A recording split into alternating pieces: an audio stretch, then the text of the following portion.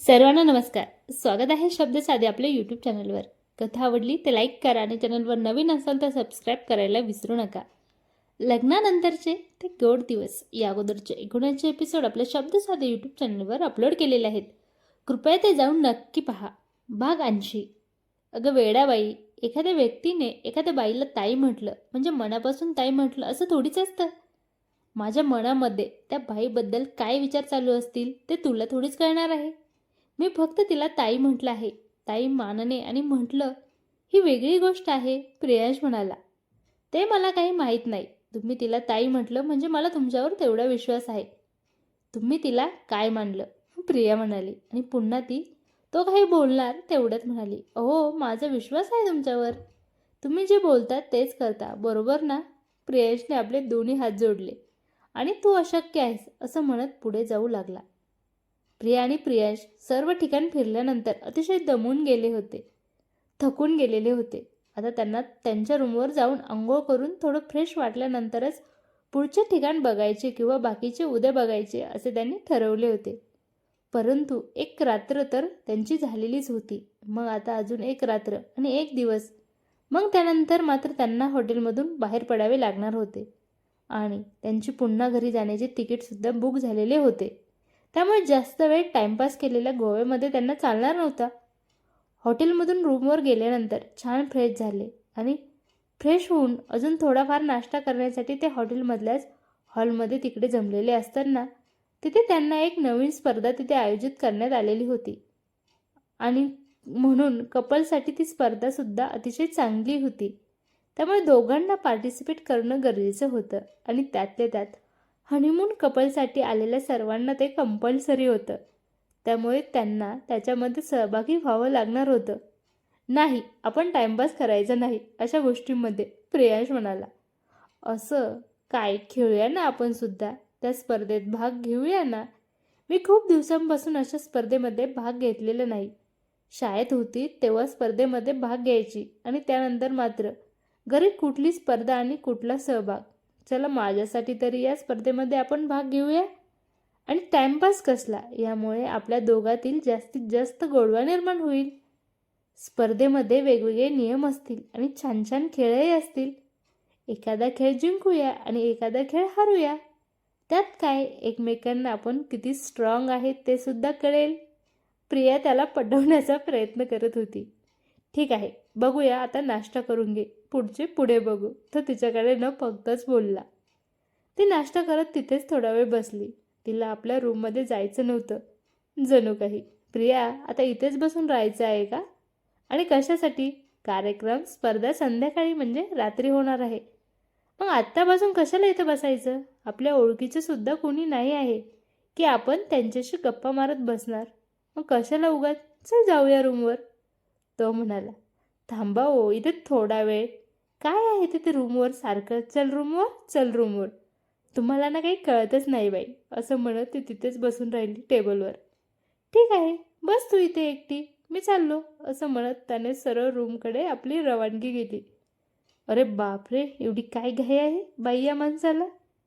काय करतो रूममध्ये जाऊन काय माहिती. ठीक आहे, जाऊ दे, मला सुद्धा या माणसाच्या मागे मागे जावंच लागणार, असं म्हणत ती उठली आणि प्रियांच्या मागे पळत जाऊ लागली. रूमवर गेल्यानंतर प्रियांश म्हणाला, आलीस माझ्या मागे मागे? हो, मग काय करणार? तिथे एखादा रावण असला आणि त्याने मला पळून नेलं तर मला माहीत आहे तुम्ही त्या रावणाला मारून मला नाही नेणार वापस पुन्हा घरी. म्हणाल, ठीक आहे, माझं काम तर झालं, आता मला काय गरज तिची, मी बघतो दुसरी प्रिया. उगाचच लटके लटके प्रिया त्याला म्हणाली. दुसरी मिळेल ग मला, पण ती तुझ्यापेक्षा भारी असेल, तुझ्यासारखी थोडीच असणार आहे, तो म्हणाला. अच्छा, माझ्यापेक्षा भारी काय? असं म्हणत प्रिया त्याच्या अंगावर उडी मारूनच गेली. अरे बापरे, हॉटेलवाल्यांना वाचवा, मला ही बाई आज मला काही जिवंत ठेवत नाही, आज मेरी इज्जत तो लूट गई, असं म्हणत तो मोठमोठ्यानं म्हणू लागला. काही पण काय, कुणी ऐकलं तर काय म्हणेल? आहे का मी तशी? तर खरंच, प्रिया त्याच्या छातीवर हलक्या आदानं मारत म्हणाली.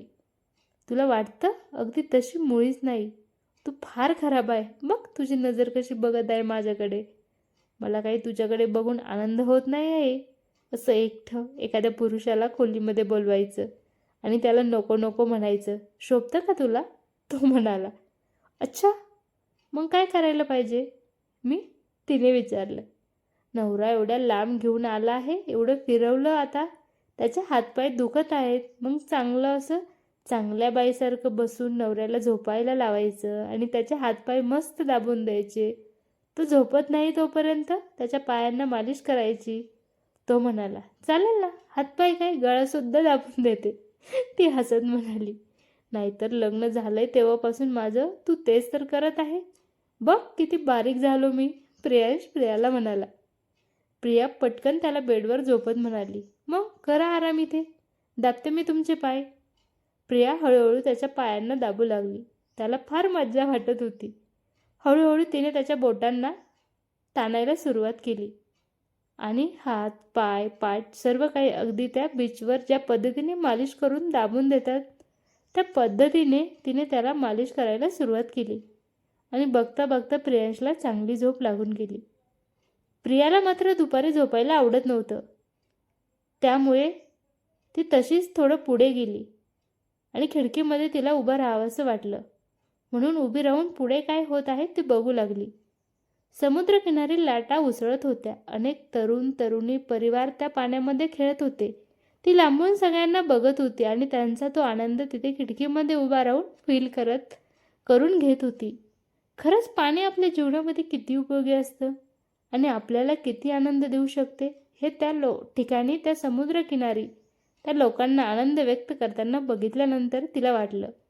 नदीवर अनेक वेळा ती गावाकडे गेलेली होती, पण फक्त कपडे धुण्यासाठी किंवा गणपती विसर्जन देवी विसर्जनासाठीच गेलेली होती.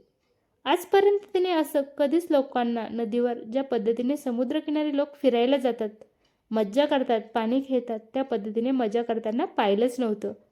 हा अनुभव घेतलेलाच नव्हता किंवा नदीकाठीसुद्धा हा अनुभव घेता येतो. लोकांना हे कळत का नाही? नदीकाठीसुद्धा सूर्यास्त आणि सूर्योदय होत असतात. मग तिथे लोक गर्दी का करत नाही? एवढ्या लांब इकडे एवढे पैसे खर्च करून येतात. म्हणजे खरंच या समुद्रामध्ये खारट पाणी असलं तरी सुद्धा लोकांना हे का आवडतं असावं हे त्या दिवशी तिला समजलं होतं. समुद्र हा अफाट असतो, अथांग त्याच्या लाटा सर्व दुःख आपल्याला विसरायला मदत करणाऱ्या असतात. अचानक त्या ठिकाणी तिला सर्व तरुण तरुणी दिसत होत्या, परंतु एक चेहरा तिला असा दिसला की तो चेहरा तिला ओळखीचा वाटला. ती पुन्हा पुन्हा त्या बाईला बघू लागली. तिला कुठेतरी मी पाहिलं आहे, पण कुठे तिला लक्षातच येत नव्हतं. ती फार विचार करू लागली, कोण असेल ती बाई? प्रियांश उठल्यानंतर प्रियांशला विचारावं लागेल, पण तोपर्यंत ही बाई कशाला इथे राहणार आहे? एक काम करते, मोबाईलमध्ये हिचा फोटो काढून घेते आणि नंतर प्रियांश उठला की त्याला विचारते, असा विचार तिने केला आणि आपल्या हातात मोबाईल घेऊन फोटो काढायला ती जाणार तेवढ्यात ती बाई कुठेतरी निघून गेली. आणि प्रियाच्या मनामध्ये मात्र हा विचार कायम राहिला की आपल्या ओळखीची ही बाई होती, परंतु कुठे भेट झालेली आणि कोण आहे ती, जी प्रियांशला सुद्धा सांगू शकणार नव्हती. ठीक आहे, चला बघूया पुढे कोण आहे ती बाई आणि काय ओळख होती तिची प्रियांश आणि प्रियाबरोबर.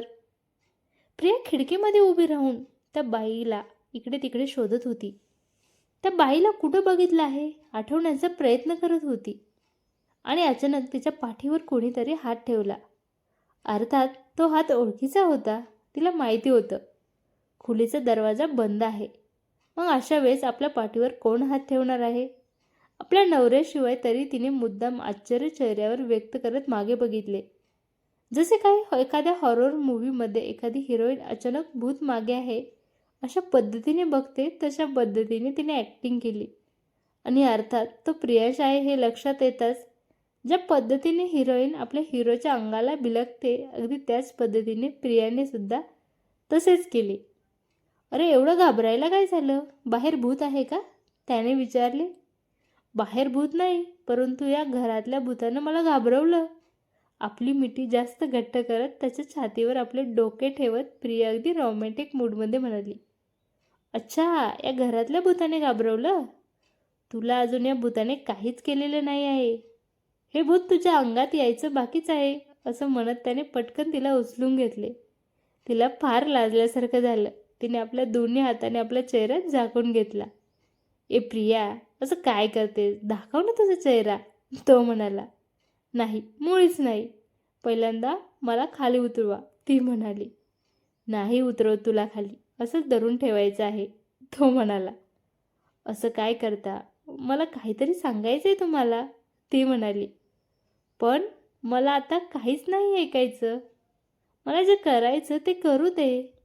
मी इथे हनीमूनला आलो आहे, गप्पा मारायला नाही, तो म्हणाला.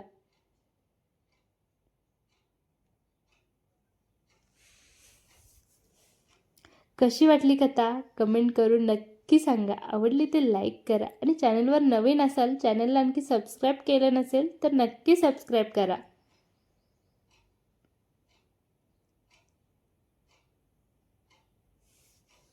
धन्यवाद.